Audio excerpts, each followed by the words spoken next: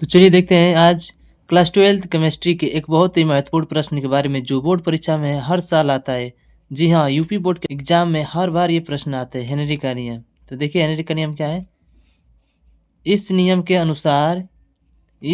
अनुसार स्थिर ताप पर किसी गैस की द्रव में विलेयता, यानी स्थिर ताप पर किसी गैस की द्रव में विलेयता गैस के दाब के समानुपाती होता है। यानी स्थिर ताप पर किसी गैस की द्रव में विलेयता गैस के दाब के समानुपाती होता है, अर्थात m समानुपाती p। m समानुपाती p तो हो जाएगा m इक्वल टू के पी, यानी समानुपाती का चिन्ह हटाएंगे तो एक नियतांक लेंगे k, तो हो जाएगा m इक्वल टू के पी। ठीक है, ये सूत्र हो जाएगा हेनरी के नियम का। ठीक है, अब देखते हैं, जहाँ m हेनरी स्थिरांक है,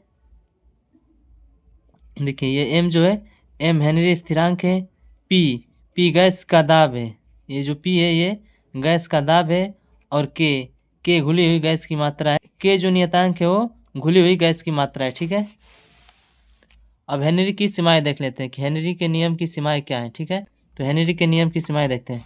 पहला, यह नियम तनु विलयन पर लागू होता है जबकि सांद्र विलयन पर नहीं, यानी हेनरी का जो नियम है वह तनु विलयन पर लागू होता है लेकिन सांद्र विलयन पर लागू नहीं होता है। ठीक है, दूसरा, इसमें तापमान उच्च होता है, यानी हेनरी के नियम में तापमान उच्च होना चाहिए तभी हेनरी का नियम लागू होगा, कम रहेगा तापमान तो लागू नहीं होगा। ठीक है, तीसरा, इसमें दाब कम होना चाहिए, यानी हेनरी के नियम में तापमान उच्च होना चाहिए और दाब कम होना चाहिए तभी हेनरी के नियम का पालन हो पाएगा, यानी हेनरी का नियम लागू होगा उस पर। ठीक है, चौथा, इसमें विलय की मात्रा से कम होनी चाहिए, यानी हेनरी के नियम में विलय की मात्रा से कम होनी चाहिए तभी हेनरी का नियम लागू होगा, वरना हेनरी का नियम लागू नहीं होगा। ठीक है, तो ये रही हेनरी का नियम।